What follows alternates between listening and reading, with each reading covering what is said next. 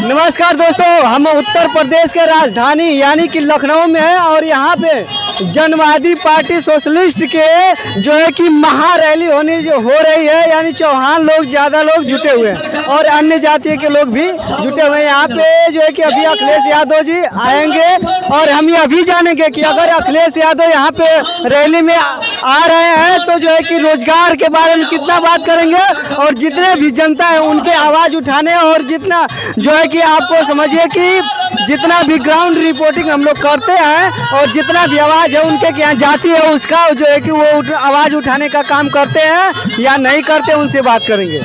जी, सबसे पहले आपका स्वागत है सर। रामधारी यादव जिलाध्यक्ष समाजवादी पार्टी जनपद गाजीपुर।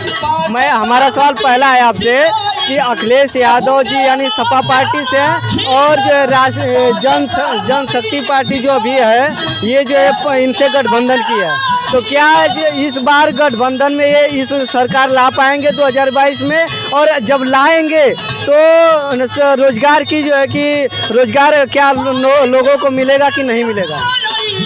साथ ही यह परिवर्तन की बेला है और तमाम छोटे दल सबने ठान लिया है कि बीजेपी की सरकार को हटाना है और माननीय अखिलेश यादव की सरकार बनाना है। और माननीय अखिलेश यादव जब सरकार बनेगी तो बेरोजगारों को रोजगार मिलेगा और 10 लाख नौजवानों को एक कलम से नौकरी मिलेगी। महिलाओं की सुरक्षा होगी।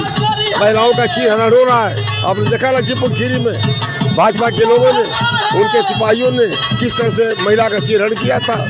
महिला सुरक्षित रहेगी, नौजवानों को नौकरी मिलेगी और किसानों के बिल देख लिया मोदी ने वापस ले लिया।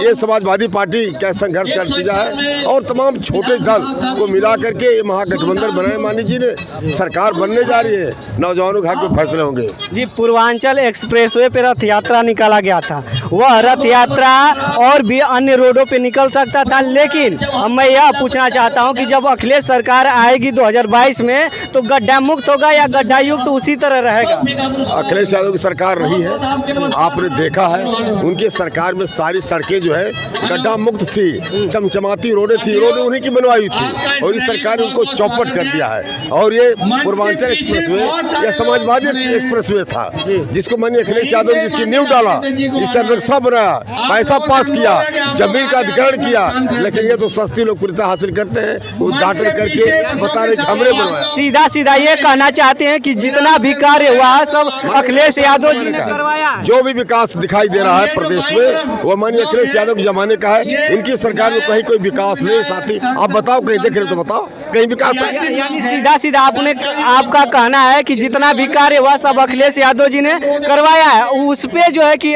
जो भाजपा सरकार है वो जो है कि नामांकन अपना नाम बदलने का काम कर रही है। माननीय अखिलेश यादव जहाँ शिलान्यास किया वहाँ शिलान्यास कर रहे हैं, और जिसका उन्होंने उद्घाटन कर दिया उसका उद्घाटन कर रहे हैं। उद्घाटन में उद्घाटन, शिलान्यास पर शिलान्यास, ये तो आए दिन कर रहे हैं। नया काम इन्होंने कुछ नहीं किया, कोई काम नया काम नहीं किया। ये तो बातें हो गई, लेकिन महिला सुरक्षा पे आप क्या कहना चाहेंगे? महिला सुरक्षा के लिए माननीय अखिलेश यादव जी ने 1090 चलाया था और कानून व्यवस्था को चुस्त दुरुस्त रखने के लिए 100 नंबर की गाड़ी चलाया था, जिसको नंबर बदला है केवल, और कोई व्यवस्था नहीं दिया। गाड़ियां बैठ गई, पेट्रोल गाड़ियों को नहीं मिला, डीजल पेट्रोल गाड़ियों को नहीं मिला।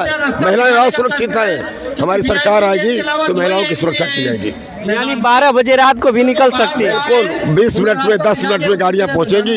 हमारी सरकार आ जाएगी, कानून व्यवस्था को दुरुस्त कर देंगे और गुंडाई खत्म हो जाएगी। ये तो गुंडाई कर रही सरकार ने, दबंगई कर रही है। इस रैली में अखिलेश यादव जी और जो है कि माननीय डॉक्टर संजय सिंह चौहान आएंगे, तो इसमें जो है कि क्या जो है कि लोगों के लिए खुशखबरी सुनाने वाला? संजय चौहान बहुत बड़े नेता है और जनवादी सोशलिस्ट पार्टी के बड़े नेता है, राष्ट्रीय अध्यक्ष है और उनके पीछे एक जन सैलाब है। उनका माननीय अखिलेश यादव के साथ मिलने पर एक बड़ी ताकत बनी है और ये ताकत निश्चित रूप से परिवर्तन लाएगी और माननीय अखिलेश यादव को मुख्यमंत्री बनाएगी। अभी आप देख रहे हैं सर, इस सरकार में जो है कि बिहार में अभी पत्रकारों का हत्या हुआ और उत्तर प्रदेश में भी हत्या हुई है, तो यह पत्रकारों की सुरक्षा पे आप क्या कहेंगे जब 2022 में अखिलेश यादव की सरकार आएगी? तो हम तो पत्रकारों के पक्ष में हमेशा रहते हैं, हम सबकी सुरक्षा करते हैं, पत्रकार की सुरक्षा करते हैं, महिलाओं की सुरक्षा करते हैं, ग्रामीणों की सुरक्षा करते हैं। सुरक्षा के लिए तो हम सतत प्रयत्न, लेकिन आप जानते हैं पत्रकार असुरक्षित है, तब भी पत्रकार जो भाजपा गीत गा रहा है, हमारी गीत गावे, हमारी उपलब्धियां बतावे, तब तो सही। हम तो उसकी सुरक्षा हमेशा करते हैं और हमारी सरकार आएगी तो पत्रकारों को सुरक्षित रखूंगा, उन पर किसी किस्म का हमला नहीं होने दूंगा। आप ये बताइए कि अभी कृषि कानून जो है वापस लेने की घोषणा कर दी गई है, तो अखिलेश यादव जी ने 1 महीना पहले बोला था कि देखिए कभी चुनाव आते आते, पंजाब और यूपी के चुनाव आते आते ये कृषि कानून वापस करने की घोषणा कर देंगे मोदी जी। तो क्या उनको कैसे जो है कि पता चल गया कि ये कृषि कानून जो है कि वापस हो जाएगा चुनाव आते आते? ये इनका नाटक है। जो कृषि कानून 3 काले कानूनों को वापस लिया है इन्होंने, जबान से लिया है। अब जब तक इसको सदन में पास कर नहीं देंगे, वापस ले लेंगे, तब तक इनका भरोसा नहीं। बड़े झूठा लोग हैं, इनका भरोसा मत करना। मैं और जो किसान वहाँ पे धरना दे रहे थे, ये जो है कि सुनने के बावजूद भी वो अपने घर वापस नहीं लौटे, इसके बारे में क्या कहना चाहेंगे? किसानों को भरोसा नहीं इनके पर, ये झूठे लोग हैं, वादा खिलाफी करते हैं, कहते हैं कुछ और करते हैं कुछ और हमारे नेता जो कह देगा वही करेगा, भरोसा है सबको। लैपटॉप अखिलेश यादव जी ने बांटे हैं अपने सरकार में, और योगी जी भी बांट रहे हैं, अभी जो है कि फार्म भी भरवा रहे हैं, तो उसके बारे में क्या कहें? योगी जी जो नमूना दिखा रहे हैं और हमारी सरकार में माननीय नेताजी के जमाने से, माननीय अखिलेश यादव जमाने से कन्या विद्याधन, बेरोजगारी भत्ता, लैपटॉप वितरण का काम हुआ है और फिर सरकार आएगी तो काफ़ी पढ़े लिखे नौजवानों को हम नौकरी भी देंगे और कन्याओं को कन्या विद्याधन भी देंगे और लैपटॉप भी बांटेंगे। चलिए सर, 2011 में बीएड परीक्षा हुआ था, उसमें काउंसलिंग जितने भी उसमें सिलेक्शन हुए थे काउंसलिंग करवाया गया था, लेकिन जो है कि हर जिले में उनको 500-500 रुपया काउंसलिंग का लगा था कि 75 जिले यूपी में जो है कि कोई 50,000 दिया था काउंसलिंग के लिए, कोई 35,000 दिया गया था, लेकिन अभी तक उनका जो है कि लगा नहीं। किसी का जो है कि वैकेंसी जो हुई है अभी उसका पूरा टोटल फाइनल करके किसी को टीचर पे रखा नहीं गया, उसके बारे में क्या कहें?